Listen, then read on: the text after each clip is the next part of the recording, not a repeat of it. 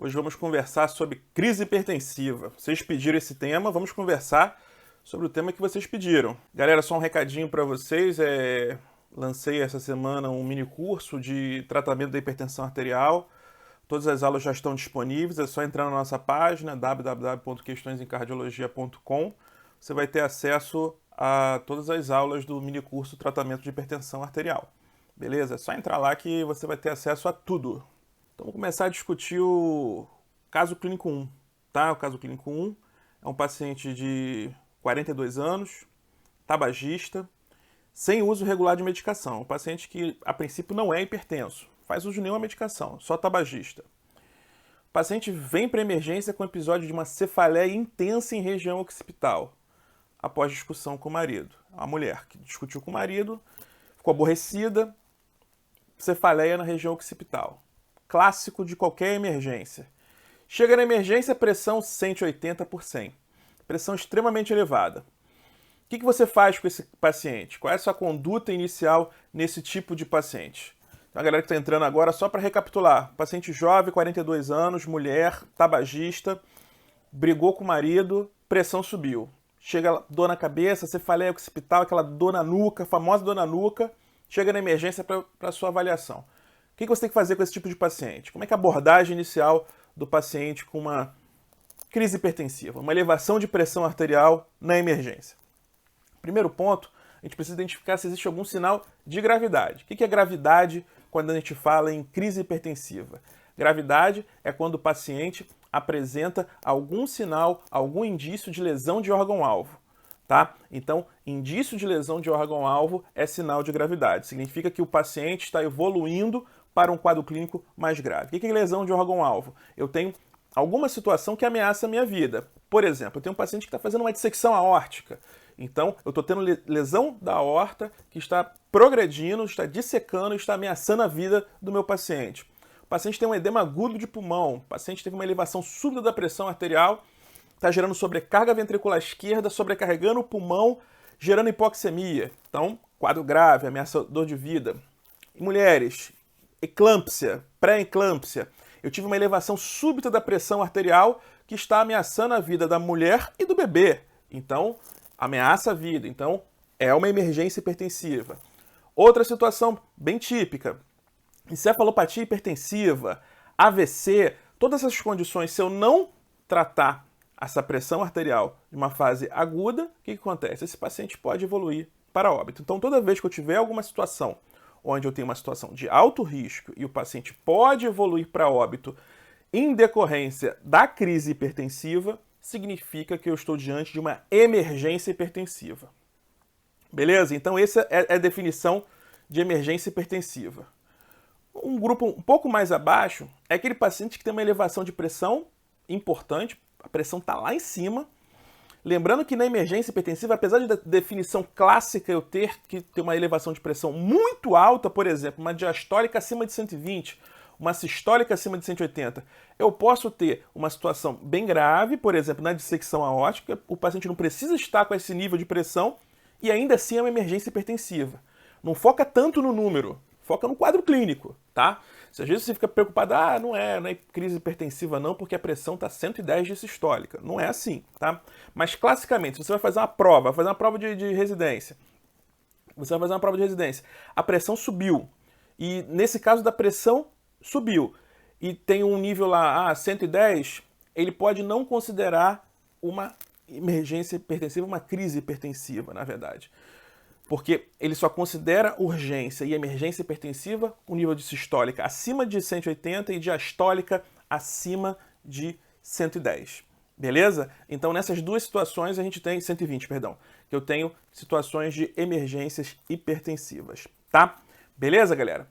E no grupo das urgências hipertensivas, tem pacientes que são graves também, mas não tem nenhuma situação onde eu estou ameaçando a vida desse paciente. Por exemplo, eu tenho um paciente que tem uma lesão coronariana. O paciente eu sei que tem 50% de uma lesão coronariana e o paciente faz uma crise hipertensiva e pode fazer dor.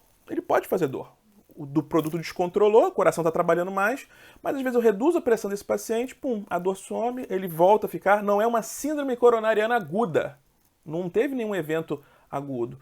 não teve alteração de eletro, foi uma situação onde a pressão descontrolou, pressão subiu, controlei a pressão, pum, o doente ficou bem, o doente ficou tranquilo. Beleza? E tem aquele outro cenário, que é o cenário que a gente está vendo nesse paciente. Aquele paciente que ele tem uma elevação de pressão que não é tão significativa e tem uma causa facilmente identificável. O que está acontecendo com esse paciente desse caso clínico 1? Esse paciente, ele teve uma situação de uma briga, então teve um estímulo adrenérgico avançado, né? O paciente se aborreceu, e essa discussão que ela teve gerou uma cefaleia. A dor é um mecanismo de hipertensão. O paciente está sentindo dor, é normal com o paciente com dor a pressão subir. Isso é extremamente plausível, tá? Então se o paciente está com dor, é por isso que a pressão subiu.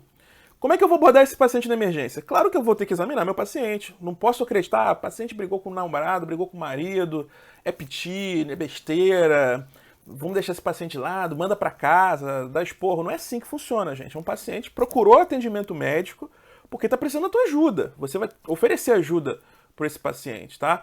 Médico não tem que ser juiz, tá? Se procurou a sua ajuda, você dá a orientação que esse paciente precisa. Ó, sua elevação de pressão provavelmente tem uma causa, você está com dor, você se aborreceu. Então como é que eu vou abordar? Eu vou abordar esse paciente inicialmente com analgésico, posso utilizar também algum benzodiazepínico também, para tentar baixar um pouquinho esse nível de estresse. Benzodiazepínico e um analgésico, e observa, vê se o paciente melhora esse nível tensional, melhorando o nível tensional, orienta, ó, não foi uma crise hipertensiva, foi uma pseudocrise hipertensiva, que é o diagnóstico desse paciente, uma pseudocrise hipertensiva. Então você pode procurar um atendimento depois, com calma, reavalia essa pressão com calma depois. Não é o momento ideal para você avaliar sua pressão arterial agora, você tem que avaliar sua pressão arterial no momento mais adequado, você se aborreceu, você está com dor, tá? Geralmente os pacientes medem a pressão no pior momento possível. O paciente sente dor, vai lá, bota o aparelho de pressão. Ih, a pressão está alta, corre para emergência. Geralmente é isso que acontece. Então, disparado, esse é o típico caso de paciente que mais procura as emergências, tá? Que é justamente a pseudocrise hipertensiva. Beleza? Alguma dúvida nesse caso, galera? Alguma discussão, alguma ponderação nesse caso aí?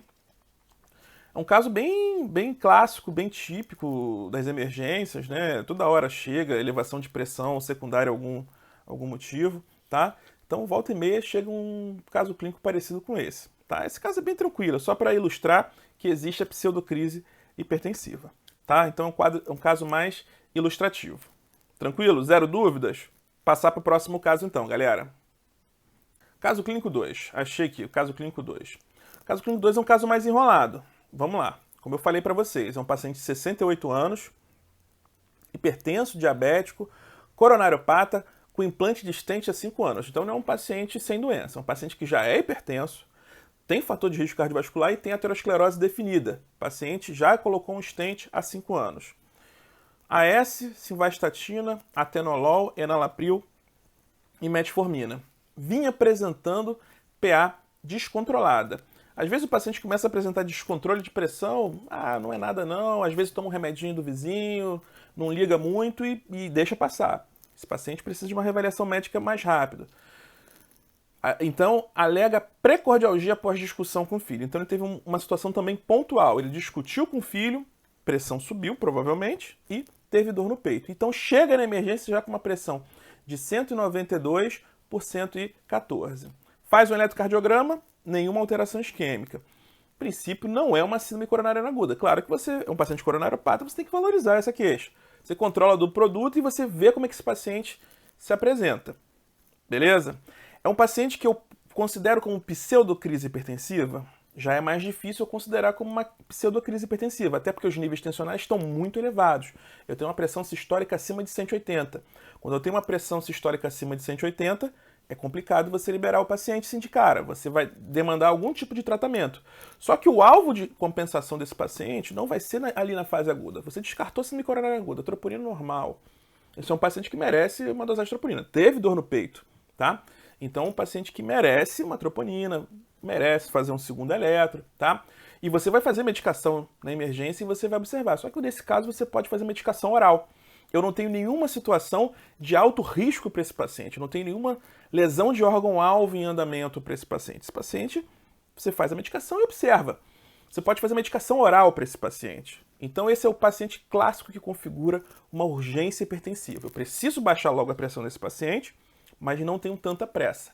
A meta de controle de pressão desse paciente é de 24 a 72 horas. Tá? Então é mais tranquilo esse controle de pressão. Eu não preciso começar a medicação na veia correndo, vamos começar a nitroglicerina, vamos embora. Não é assim, tá? Você pode fazer medicação oral, faz aquele famoso captopril sublingual. Vai fazer o captopril sublingual? Não precisa, né, galera? Não precisa. A absorção do captopril por via sublingual é igual à absorção do captopril por via oral. Precisa pedir para o paciente botar debaixo da língua.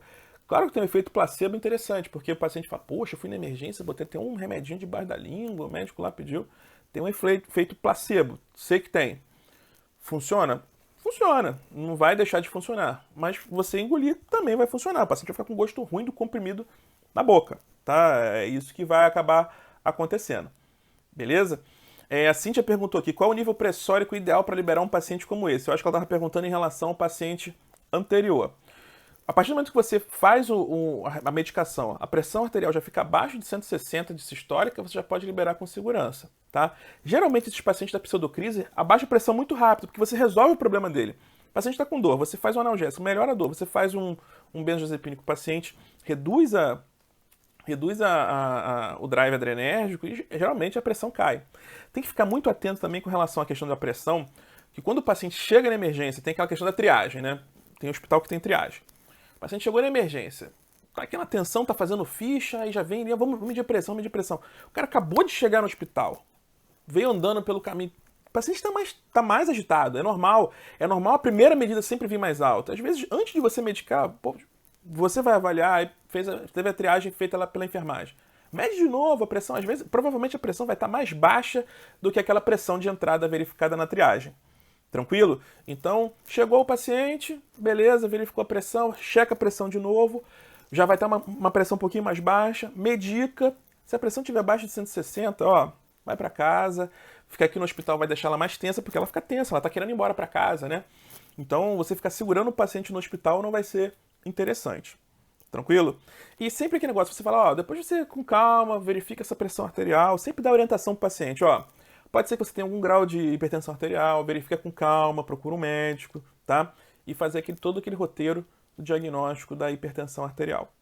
Tranquilo? Então, voltando ao caso clínico 2. Então, nesse paciente, como é que eu vou manejar esse paciente que é uma urgência hipertensiva? Esse paciente, no caso, já configura uma urgência hipertensiva. Esse paciente ele já usa IECA, então eu posso fazer uma dose extra de IECA? Posso, não tem problema. Eu posso repetir uma dose de IECA. Posso fazer o próprio captopril, faço uma dose mais alta, a pressão dele está muito alta, tá? A pressão dele está extremamente elevada. Eu posso fazer também nitrato, o paciente está com dor no peito, não está errado fazer nitrato, posso fazer nitrato sublingual, não está errado. Furosemida, eu faço furosemida para esse paciente? Muita gente faz, né? O paciente chega na emergência, pô, pressão está alta, furosemida. Furosemida tem um potencial hipotensor muito fraco, é um hipotensor muito fraco. Então, geralmente não tem um efeito tão benéfico assim na emergência. Muita gente faz, mas não tem aquele efeito que a gente gostaria. Uma droga muito boa para fazer na emergência é a clonidina. Clonidina é um vasodilatador potente, tem efeito também sobre a frequência cardíaca. Agudamente vai fazer pouco efeito, mas é uma droga que faz uma queda de pressão mais interessante. Antigamente o pessoal fazia muito a nifedipina. A nifedipina não era aquela substância retarde que tem hoje em dia. Era uma cápsulazinha gelatinosa, o pessoal abria a cápsula, pum, abria e pedia para engolir o conteúdo gelatinoso da cápsula. A pressão, pum, desabava. A pressão desabava, descia rápido demais. Só que o pessoal fazia isso para síndrome coronariana aguda. Isso gerava taquicardia reflexa, isso piorava o infarto. Então foi proscrito a questão da nifedipina sublingual, oral, que fazia a cápsula, abria a cápsula e fazia por via oral, tá? Até porque nesse paciente o alvo de controle, como eu falei anteriormente, não é rapidamente. Você tem que controlar a pressão dele em 24 horas, 72 horas. É um paciente que você reduz um pouquinho a pressão, ficou em torno de 160, você já pode liberar para casa, claro, isento de dor, né? O paciente tem que estar sem dor no peito, né? você vai encaminhar, ó, você tem que procurar seu cardiologista com urgência, você precisa fazer ajuste antipertensivo. Inclusive, você pode já fazer um ajuste antipertensivo. Qual o antipertensivo bom para a gente começar para esse paciente? Paciente coronariopata, que está apresentando dor no peito e descontrole da pressão. Paciente excelente para utilizar bloqueador de canal de cálcio. A amlodipina, por exemplo. A amlodipina também tem um efeito vasodilatador coronariano. Então, ela faz um efeito vasodilatador coronariano. Então, nesse paciente vai ser uma droga excelente. Você pode, inclusive, começar na emergência, ó, você faz uma dose 10 mg de amlodipina, ó, você pode já começar a tomar essa medicação, mas você faz uma revisão com o seu cardiologista logo. Aí você deixa uma receitinha, você faz uma cartinha para o cardiologista dele, ó, explica, o paciente chegou com uma pressão de 190 sistólica, com dor no peito, fiz esse ajuste e segue o jogo aí, tá? Então, você também pode fazer isso. Não está errado você fazer algum ajuste. Quando o paciente está muito hipertenso, não está errado. O problema é você fazer um ajuste de pressão num paciente que você não conhece, às vezes o paciente está mais hipotenso, às vezes você começa a medicação, a pressão cai demais. Esse que é o perigo, tá bom?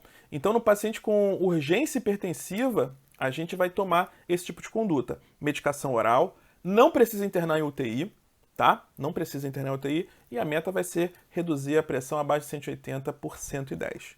Tranquilo? Pergunta do Maurício. Checar a pressão em 2 membros ou em um só? Sempre em 2 membros. Paciente com... Especialmente no paciente... A gente vai ver um casinho mais à frente, que retrata bem esse tipo de paciente. Quando você está suspeitando uma dor torácica muito forte, você está suspeitando de dissecção aórtica, mede nos 2 membros. Geralmente, o ideal é sempre em todo mundo você medir nos 2 membros. Porque você pode fazer um diagnóstico. Às vezes é o paciente que tem coartação da aorta, por exemplo. Você faz o diagnóstico ali na emergência. Tá? Então vai ter diferença de pressão nos 2 membros. Tranquilo? Dúvidas sobre esse caso? Eu acho que esse caso aí também já está esgotado, né? Um caso típico de urgência hipertensiva. Surgir alguma dúvida aí, é só mandar, tá, galera? Então esse caso, na minha visão, já está bem esgotado, né? Pressão, você controla a pressão, libera para casa e orienta a procurar um cardiologista com certo grau de urgência. Beleza? Vamos agora pro complicado, pro difícil de manobrar, que é justamente o paciente com emergência hipertensiva. Vamos lá. Esse aqui, ó, chegou uma pergunta aqui do Thiago. Posso usar propanolol para urgência hipertensiva? Até pode, né? O beta-bloqueador, em geral, é uma medicação que tem pouco efeito hipotensor a curto prazo, tá? Então, até para você pensar no tratamento crônico, por exemplo, o beta-bloqueador é um hipotensor fraco. Então, no ambiente de emergência, também vai ser uma droga que a gente vai usar muito pouco, tá? As drogas mais potentes para você usar na emergência são os inibidores da ECA. Captopril é uma droga excelente para você fazer na emergência. Amlodipina é uma droga boa para você fazer na emergência. Outra droga boa para você fazer na emergência é a clonidina, droga boa para fazer oral. Tudo droga oral, tá? As venosas eu vou começar a falar agora. E também você pode fazer a hidralazina, tá? Hidralazina dá para fazer também por via oral. São drogas boas para você fazer via oral. As outras têm um efeito, por exemplo, a hidroclorotiazida, ela não vai ter efeito agudo nesse paciente. Ela é muito boa para controle de pressão, mas no paciente usuário crônico, tá? Na fase aguda, você não adianta muito você fazer um diurético tiazídico, tá? E a própria furosemida não tem um efeito hipotensor tão potente assim, tá? Caso clínico 3. Agora a corda começa a apertar. É um paciente de 56 anos, hipertenso, tabagista, que só usa atenolol e enalapril, uma terapia que não está muito otimizada. Tem muito paciente que só usa isso, atenolol e enalapril, tá? Não, o atenolol não é uma droga de primeira linha para o tratamento de hipertensão arterial. A gente só usa beta-bloqueador como primeira linha no tratamento de hipertensão arterial quando eu tenho ciência cardíaca ou doença arterial coronariana, que não é o caso desse paciente. Esse paciente não tem nenhuma dessas duas situações. Então, está mal medicado. E acordou com uma hemiparesia endimídio direito. Então, o paciente está fazendo um evento neurológico. O que está acontecendo com esse paciente? Aí, esse paciente é um paciente que gera medo, né? E o paciente chega com 200 de sistólica na emergência. 200 por 120 de sistólica na emergência. O paciente está com quadro neurológico, a primeira coisa que você tem que fazer, tomografia, né? E nesse caso, você tem que fazer angiotomografia de crânio, porque pela angio você consegue já estudar o fluxo cerebral e ver se tem alguma interrupção de fluxo, se tem um AVC. E além disso, eu consigo identificar qual é o principal quadro clínico desse paciente. Quais são as opções para esse paciente? Esse paciente pode estar fazendo um AVC isquêmico, né? Pode estar fazendo um AVC hemorrágico, o paciente está com a pressão lá em cima, paciente tinha um aneurisma, pum, estourou o aneurisma, está fazendo um AVC hemorrágico, pode ser.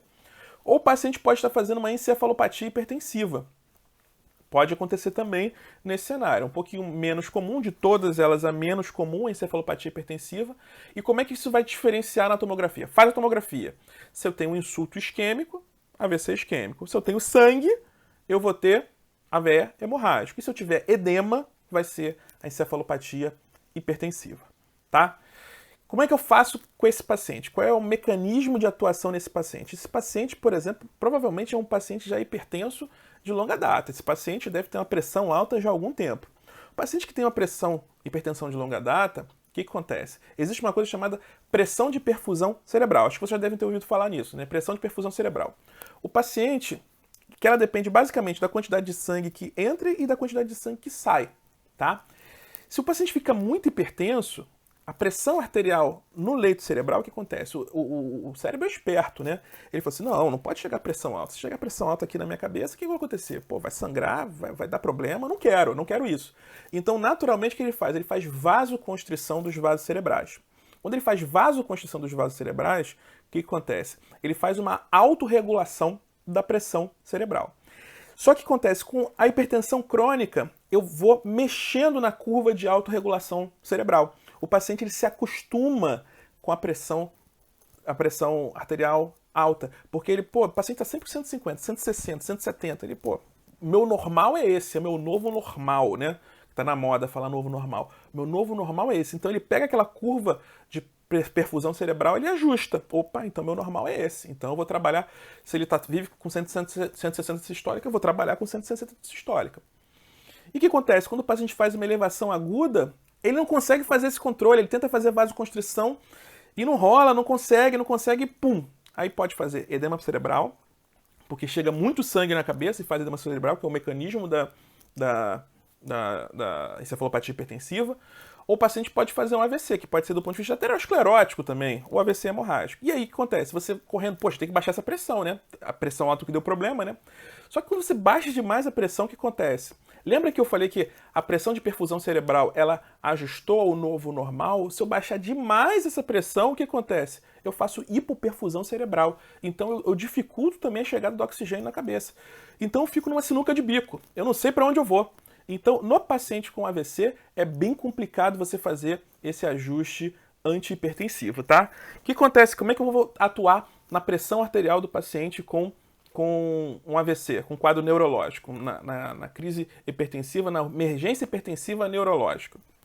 No paciente com AVC isquêmico, vamos lá, AVC isquêmico. No AVC isquêmico, eu vou sempre ter que intervir se a pressão estiver acima de 220 por 120. Aí, nesse caso, eu vou sempre intervir, beleza? Sempre vou intervir.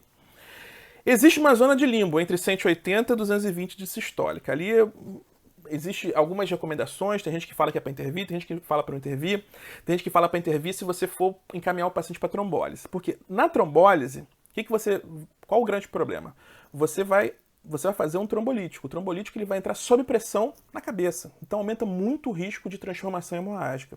Então não é interessante manter esse paciente com pressão elevada. Inclusive, se você indicar trombólise para esse paciente, você tem que baixar essa pressão e só vai poder administrar o trombolítico se a pressão sistólica estiver abaixo de 180. Tá? Então abaixa a pressão para menos do que 180 e aí você administra o trombolítico. Beleza? Se você não vai administrar trombolítico, você pode manobrar ele naquela faixa, mas idealmente deixando abaixo de 180.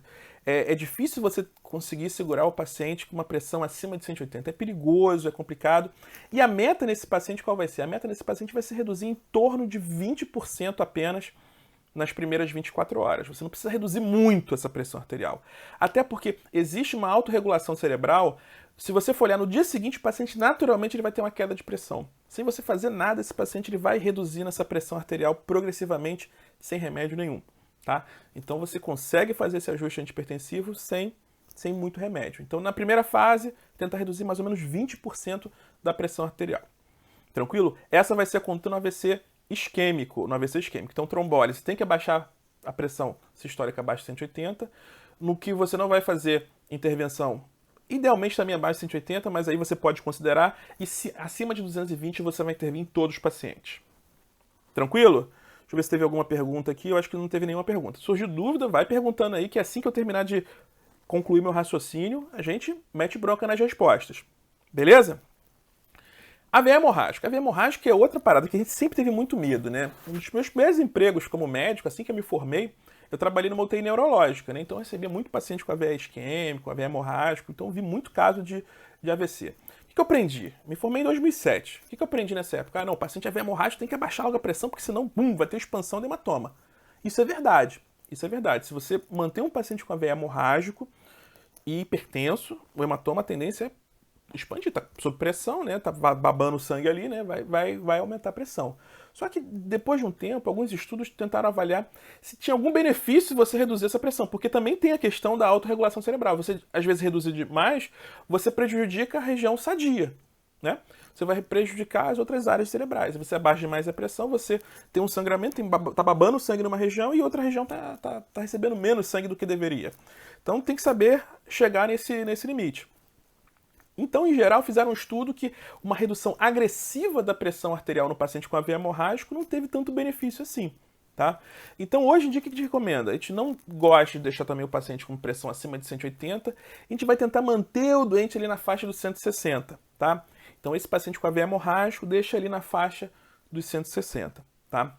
Como é que eu vou atingir o controle da pressão arterial? Você pode pegar as diretrizes americanas, todo mundo lá. Primeira droga, labetalol. Aí beleza, aí você tá lá de plantão lá na UPA, me dá um labetalol aí. Não tem labetalol. Não tem labetalol.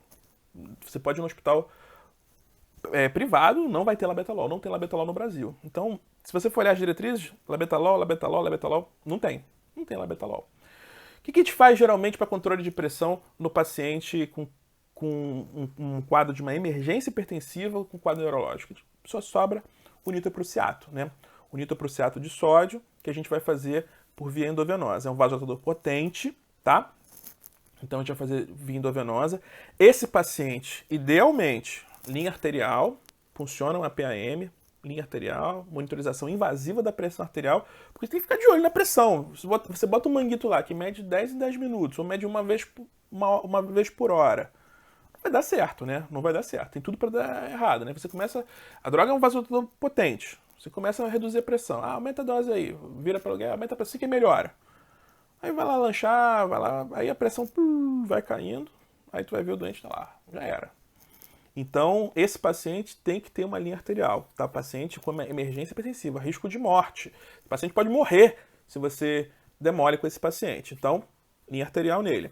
Vasodilatador venoso, nesse caso, nitroprusiato de sódio, tá? E vai reduzindo a pressão devagarzinho, tá? Devagarzinho, sem pressa, tá?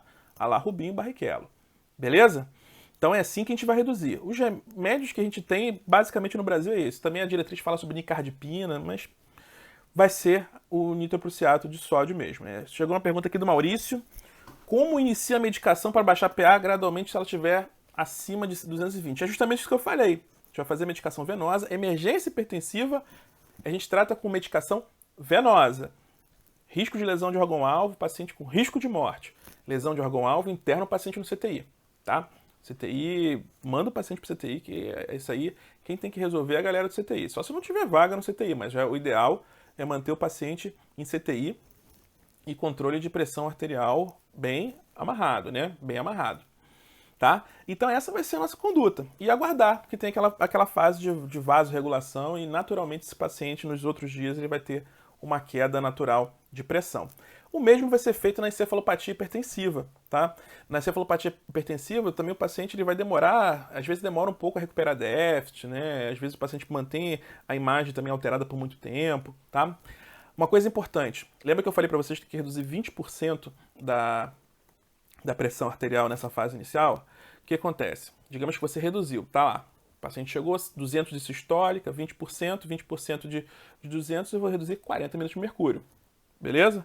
Então, vou baixar para 160 de sistólica, tá? Baixei para 160 de sistólica, o paciente continua piorando. Aí, esse paciente eu tenho que baixar um pouquinho mais. Mas vai baixando um pouquinho, tenta baixar mais 10%, tá? Então, você pode trabalhar um pouco mais se o paciente estiver piorando do ponto de vista neurológico, tá bom? Então, não tá errado, tá? Dúvidas sobre esse caso, galera? Esse caso aí é um casinho mais enrolado, mas é um caso que aparece toda hora. Um caso que aparece toda hora na emergência. Beleza? Então, surge toda hora e tem que saber tratar. AVC chega toda hora, o AVC é o mais comum, né? Cefalopatia hipertensiva é mais incomum, mas chega toda hora. AVC isquêmico, AVC hemorrágico, quem trabalha em emergência tem que saber fazer o manejo da pressão arterial nesses doentes. Poderia explicar um pouco sobre a diferença dos antihipertensivos venosos? Eu vou falar no próximo caso. No próximo caso vai ter o gancho desses antihipertensivos venosos, beleza? Então no próximo caso eu vou falar bem deles, tá bom? Uma dúvida de Luniprid, nitroprusiato, galera. Em soro fisiológico ou soro glicosado? Soro glicosado. O Lucas já respondeu. Galera, aqui tá afiada, né? Já vem a pergunta, já vem a resposta. No AVE hemorrágico eu tenho que monitorar a pressão em tempo integral como? Linha arterial. Funciona artéria radial, artéria femoral. Esse paciente tem que estar com monitorização invasiva da pressão arterial, tá? Então tem que ter essa monitorização. Beleza? Qual foi o alvo da pressão na veia isquêmica e veia hemorrágica? Caiu aqui. Caiu para mais alguém, gente? Então vamos lá, relembrando. Alvo de PA, nas duas, vai ser mais ou menos em torno de 180. Eu vou ter que manter, vamos lá. AVC isquêmico. Acima de 220, vou intervir em todo mundo. Todo mundo, sem dúvida. Abaixo de 180, eu tenho que manter o paciente abaixo de 180, o paciente que eu vou encaminhar para trombólise. Eu vou trombolizar um doente, eu tenho que baixar essa pressão abaixo de 180, senão eu não consigo nem fazer o trombolítico. Beleza? Se o paciente ele também tiver, não vou encaminhar para trombólise, eu posso cogitar manter naquele limbo ali de 180 de sistólica a 220, mas idealmente tentando puxar um pouquinho mais para baixo, tá? AVE hemorrágico, a nossa tendência é deixar esse paciente na faixa de 160. 180, 160. Tenta puxar um pouquinho mais para baixo, não precisa baixar tanto assim não, tá bom? Importante saber que o equipe tem que ser protegido contra a luz, exatamente. O nitroprusiato ele é fotossensível. Qual é melhor, cardio ou neuro? Especialidade? Cardio? Sem dúvida, sem pestanejar. Sem pestanejar. Cardio é muito melhor. Não é pouco melhor não, tá? Beleza, galera? Vamos partir pro caso 4. Caso 4 também é um casinho complicado, enrolado. E um casinho que vamos discutir bastante coisa. Vamos lá. Caso clínico 4, tá na tela. Chega um paciente de 44 anos, portador de síndrome de Marfan. Já dei um mega spoiler para vocês, né? Mega spoiler para vocês. Paciente com síndrome de Marfan ele cursa muito com alterações de colágeno, ele faz muita alteração em aorta proximal, tá? Então ele faz muita alteração em aorta proximal. Então esse paciente tem muito risco de fazer dissecção de aorta. Então já dei um spoiler gigantesco aí da síndrome de Marfan, tá? O paciente faz uma dor torácica súbita de alta intensidade. Dor torácica que não melhora, já fica com a pulga atrás da orelha. Chegou um paciente na emergência urrando de dor, a dor está muito forte, a dor não para, você faz morfina, a dor não melhora, já liga todos os alertas da emergência para uma dissecção de aorta, tá? Essa dor, eu já vi alguns casos de dissecção aórtica, são casos dramáticos, a dor é muito intensa. Tem doente que eu preciso entubar para poder sedar com droga venosa, droga potente, para ver se o paciente para de sentir dor, porque a dor nesse paciente é um problema muito sério. Porque a dor aumenta a drive adrenérgica e aumenta a pressão. Se o paciente está dissecando, o paciente com pressão alta, a pressão alta vai só dissecando a aorta, então tem que baixar essa pressão o mais rápido possível, tá? Então, esse paciente eu tenho que dar um jeito de resolver. Tem um caso bem tenso que eu passei, até queria compartilhar com vocês, fugindo um pouquinho desse caso aqui. Às vezes, nem sempre o caso da dissecção ela começa com um quadro de uma dor torácica, tá? Tem um colega médico, né, que levou uma sogra pra gente uma vez. Ele me ligou assim, pô, Bruno, eu tô com minha sogra aqui que tá fazendo um AVC. Eu falei, não, traz pra cá, traz pro hospital. Aí no meio do caminho, no carro, ó, esquisito, de repente, ela começou a ficar com dor no peito. Aí falei, ih, rapaz. Aí chegou na emergência, tá com dor na barriga. A dissecção que tava descendo. Começou dissecando vasos da base, fez hipofluxo cerebral, fez sintoma neurológico. Desceu um pouquinho mais, afetou a aorta torácica, dor no peito. Desceu um pouquinho mais, dissecou vasos abdominais, dor abdominal. Então, era uma dissecção em evolução. O paciente, a sintomatologia ela foi modificando conforme o paciente ia piorando. Então, um quadro clínico dramático, não teve muito o que fazer para essa paciente, né? Infelizmente ela veio a falecer. Caso muito triste que a gente enfrenta, mas conhecer o jeito que a doença se apresenta para você é fundamental para você intervir rápido. Dissecção de aorta, o fundamental é ser rápido, ser preciso para você tratar o mais rápido possível, tá? Então vamos lá. Dor torácica súbita de alta intensidade com irradiação para dorso. Ó. Irradiou para dorso, outro alerta. Radiação para dorso, dor que irradia para dorso, alerta para dissecção. Foi examinar o paciente, você tem que examinar o paciente todo. Sopro diastólico em foco... Ih, eu escrevi foco mitral, é foco aórtico, desculpa, galera.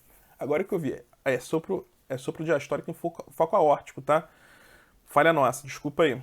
Então, sopro diastólico em foco aórtico nesse paciente. Então, se tem um sopro diastólico em foco aórtico, é um sinal de quê? Sinal de dissecção proximal, dissecção tipo A, dissecção de aorta ascendente, está cometendo a válvula aórtica, está gerando regurgitação aórtica. Às vezes, esse paciente faz uma regurgitação aórtica aguda, faz edema agudo de pulmão, porque o VE não tá preparado para receber aquela carga de volume que recebe agudamente, aumenta rapidamente a pressão em átrio esquerdo, pressão veno capilar pulmonar, dispneia, faz edema agudo, tá? Então, não tem jeito. Eu tenho que examinar esse doente, tem que ver pulso em ambos os braços, mede pressão em outros braços, mede pressão, vê pulso na perna, vê como é que está o pulso na perna. Então esse paciente tu tem que dar um jeitão de tentar fechar um diagnóstico diferencial e correr atrás do diagnóstico, tá? Como é que eu corro atrás desse diagnóstico? Esse quadro é muito típico de dissecção de aórtica. Se não fosse um caso tão típico, por exemplo, eu já falei em outras aulas de dor torácica, você pode pedir, por exemplo, um dedímero. Se o dedímero vier normal, você consegue excluir a possibilidade de uma dissecção de aorta, tá? Você pode pedir um raio-x de tórax, aquele caso que você está muito duvidoso, pô, tô achando que não é, pode ser, pode não ser, mediastino alargado, sinal de dissecção aórtica. Esse caso está muito típico, esse caso aí, se o paciente tiver estabilidade, primeiro você compensa o teu doente, que a gente vai conversar sobre isso agora, manda o doente rápido para angiotomografia de tórax, para fazer o diagnóstico. O paciente está instável, não tem jeito. Aí você tem que buscar o diagnóstico de outra forma. Um ecocardiograma ajuda muito. Ainda mais quando tem cometimento proximal, às vezes você consegue ver no ecocardiograma transtorácico, não precisa nem transesofágico, tá? Porque às vezes quando você tem acometimento de arco, de aorta, você não consegue ver no transesofágico, porque o arco ele é difícil de ver, né? Eu consigo ver mais aquela região da aorta que está mais colada no esôfago. Tá? Então vou conseguir ver mais a aorta descendente. A aorta ascendente eu não vou ver muito bem, só vou ver mais a porção proximal. O arco eu vou ver mal nesses pacientes. Tá? Então o paciente chega com uma pressão sistólica de 194 por 116. Ele podia estar com 180, podia estar com 170. Eu ia ficar desesperado do mesmo jeito. É um paciente que você tem que invadir o mais rápido possível, fazer o diagnóstico e controlar essa pressão o mais rápido possível. Quais são os alvos de controle de pressão arterial? Geralmente, se você for olhar para quem vai fazer prova, as metas de controle da pressão arterial na emergência hipertensiva é diferente no AVC, como vocês viram. Você tem que reduzir 25% da pressão na primeira hora. Idealmente, na segunda hora, você tentar reduzir a mais ou menos a torno de 160 de sistólica. E depois, até nas primeiras 24 horas, tentar manter essa pressão abaixo de 135 de sistólica, tá? Então, essas são as metas iniciais. Na dissecção, eu tenho que tentar reverter o mais rápido possível. Aí você vai na diretriz. O que a diretriz diz para você fazer na dissecção aórtica? Labetalol. Tem labetalol? Não tem labetalol. Só que nesse caso aqui, o paciente geralmente ele é muito taquicárdico. O paciente, com dissecção, ele é muito taquicárdico, porque ele está com dor. Ele está com muita dor e existe uma taquicardia relacionada à dor. Então, a primeira coisa que eu tenho que resolver, se o coração bate menos, disseca menos. Tá? A pressão é importante, mas às vezes eu controlando a frequência cardíaca eu já consigo o controle da pressão arterial mais adequado. Então a primeira coisa que eu vou fazer nesse paciente é controle de frequência cardíaca. Como é que eu vou fazer isso? Inicialmente eu posso fazer o metoprolol venoso, 5 mg, eu posso repetir mais 2 doses de 5 mg, 5 mg, espero um pouquinho, 5 mg, espero mais um pouquinho e faço mais 5 mg. Só que em geral, na minha experiência com dissecção de aorta, eu costumo fazer logo o esmolol, porque o esmolol é um beta-bloqueador venoso de meia-vida curtíssima. Você começa uma infusão contínua, o que acontece com esse paciente? Ele rapidamente faz o controle da frequência cardíaca e você mantém aquela infusão contínua e você mantém aquela frequência ali. Idealmente você tenta puxar lá para 60, 50, esse é o alvo de frequência cardíaca no paciente com dissecção de aorta. Tá? Reduzir a frequência cardíaca, o próximo passo, eu vou fazer o quê? Controle da pressão arterial. Aí eu vou usar qual? Nitroprusiato ou vou usar a nitroglicerina? Eu preciso reduzir a pressão o mais rápido possível. Qual é o mais potente, nitroprusiato ou nitroglicerina? É o nitroprusiato. O nitroprusiato ele é muito mais potente que a nitroglicerina. Se eu estiver suspeitando nesse paciente aí, por exemplo, eu estou achando que esse paciente é uma síndrome coronariana aguda, qual que eu vou fazer? Nitroprusiato ou nitroglicerina? Aí, nesse caso, eu vou fazer nitroglicerina. Por quê? Eu posso fazer nitroprusiato no paciente isquêmico? Não devo. Lembra que eu falei que ele é mais potente? Então, ele é mais potente em tudo. Então, ele vasodilata mais a artéria. Ele, inclusive, vasodilata a artéria coronariana, tá? Só que acontece, uma artéria sadia tem aqueles receptores bonitões lá, ávidos para receber, tudo bonitinho, né? Eu quero receber droga. A artéria doente, a artéria que está com aterosclerose, toda carcomida lá, cheia de cálcio, cheia de gordura, essa artéria, os receptores não estão muito aí não, entendeu? Não estão muito aí não. Aí o que acontece?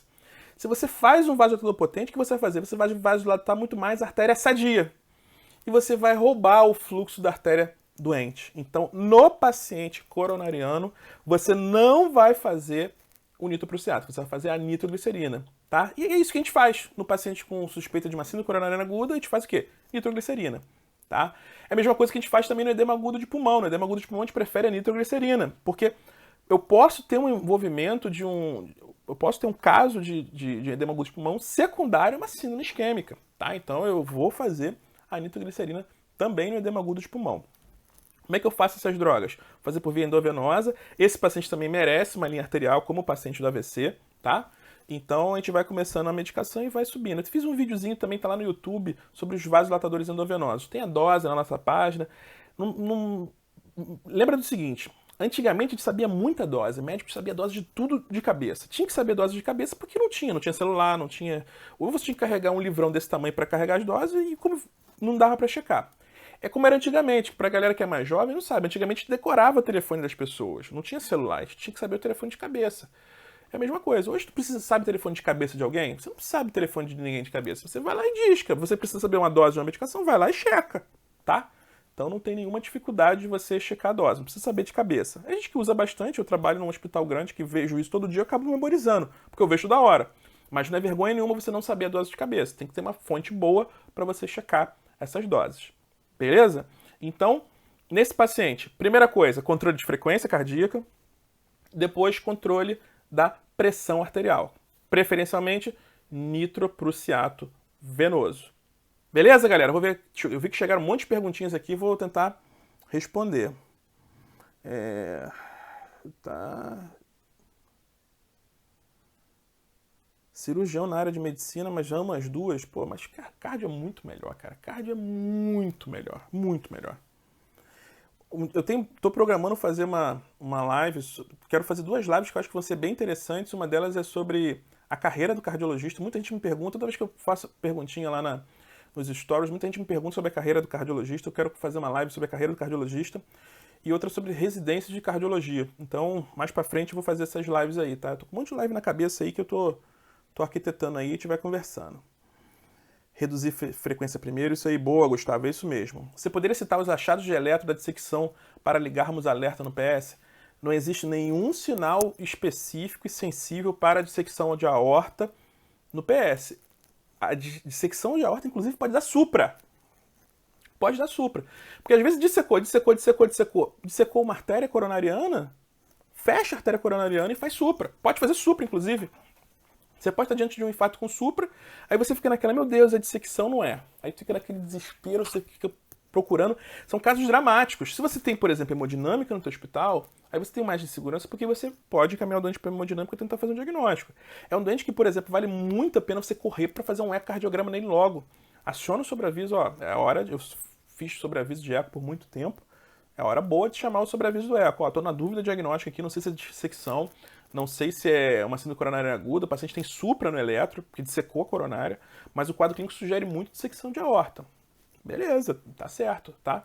Mas algumas vezes é muito difícil você fazer esse diagnóstico diferencial, tá? Eu já passei por uma situação como essa, me chamaram sobre aviso, era dissecção de aorta proximal. Assim que eu coloquei o gel no peito, rapidinho, pum, flapzinho na aorta ascendente. Medir pressão nos 2 braços, isso aí.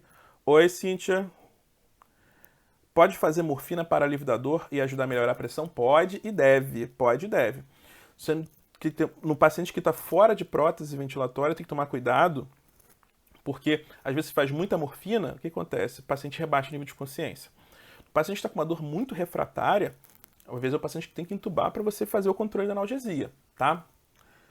Fazer o ADD-RS, certo? ADD-RS eu não conheço. Se puder especificar o que é esse ADD-RS aí, eu desconheço esse mnemônico. Para mim, RS, ADD é adicionar o Rio Grande do Sul. Aí eu não entendi qual é a lógica disso aí. Manda aí para mim.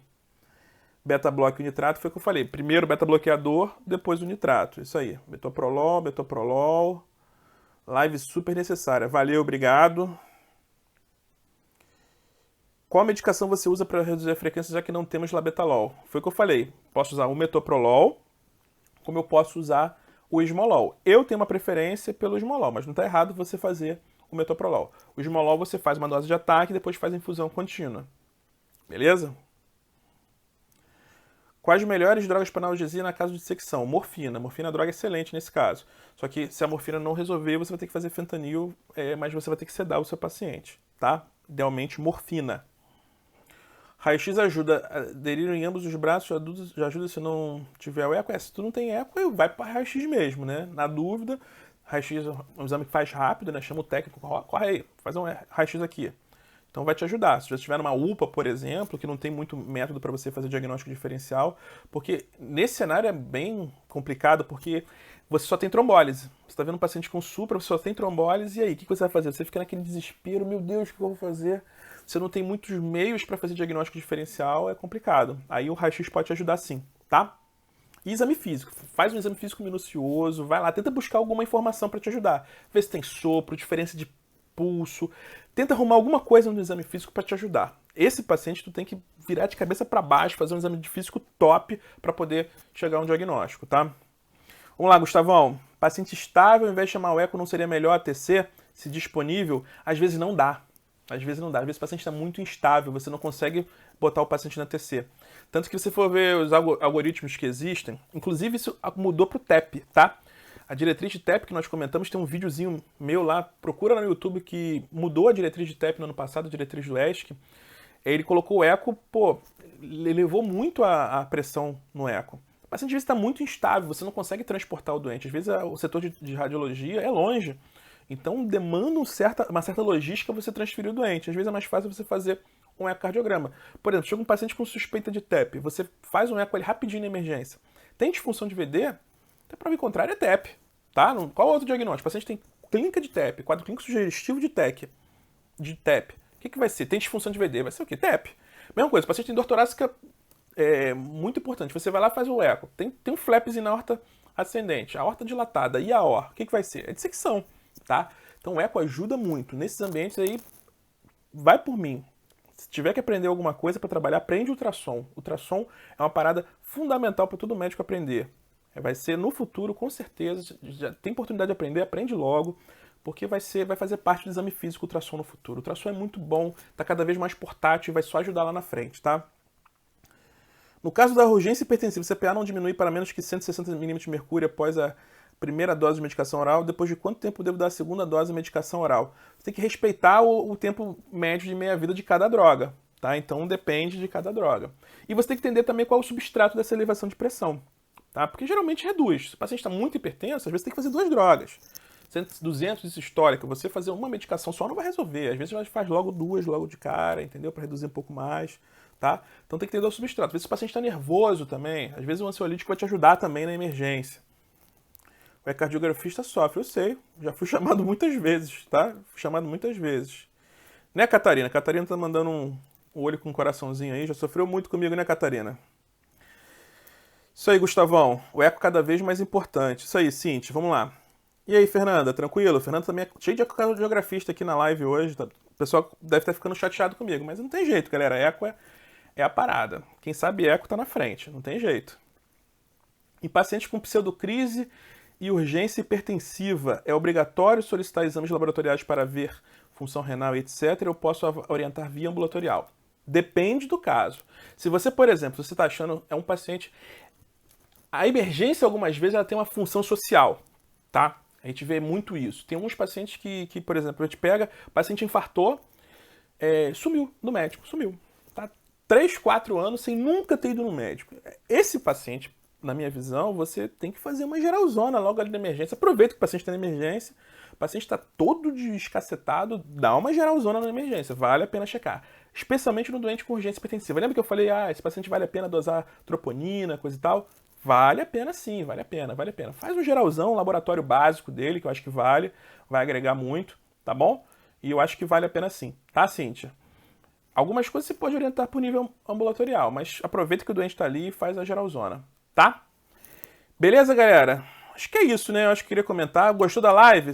Quem gostou da live, ó, manda um print lá, me marca na live. Vamos começar, me ajuda a divulgar essas nossas lives, né? Quero começar a bater recordes daí pra frente. Hoje a live, teve um quórum bem legal, né?